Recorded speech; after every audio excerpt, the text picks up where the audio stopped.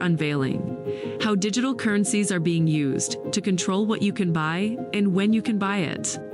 This video is for educational purposes only, and a wake-up call. Everything here can be researched. Use your own judgment and verify every claim.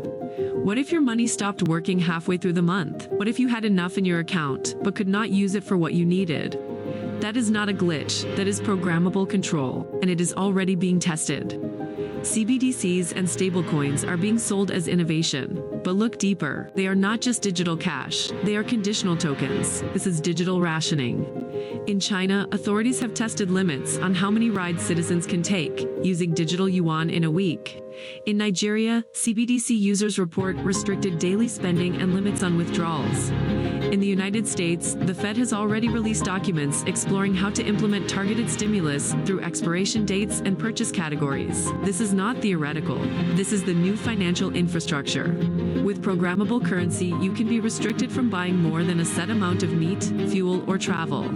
You can be locked out of transactions deemed non-essential or non-compliant.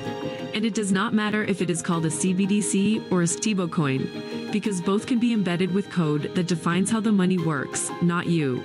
The money itself becomes the rule enforcer. Some stablecoins are already connected to centralized platforms with built-in freezing mechanisms. They can be paused or redirected without your consent. Now imagine a world where your spending profile is connected to your carbon score, your health record, or your political views.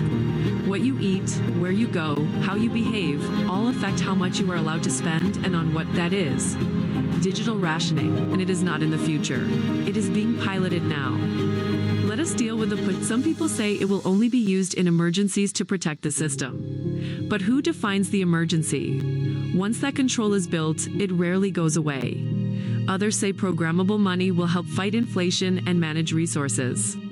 But when access to food, fuel, or travel becomes conditional, freedom is gone. Some argue it is no different than coupons or reward points. But here is the difference. This is not optional. This is money that obeys someone else's rules. What you can spend and when you can spend it will no longer be your choice. Still think it sounds far off? In 2020, the World Economic Forum published papers on using digital currencies to implement climate-based spending controls. In 2021, Visa filed patents for systems that use digital money to restrict. This is happening now while most people are distracted. But you are not most people. If you are watching this, you still have time to act.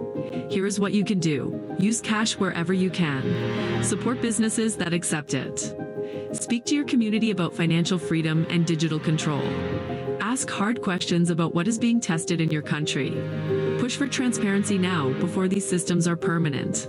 Comment below if you have already seen signs of this where you live.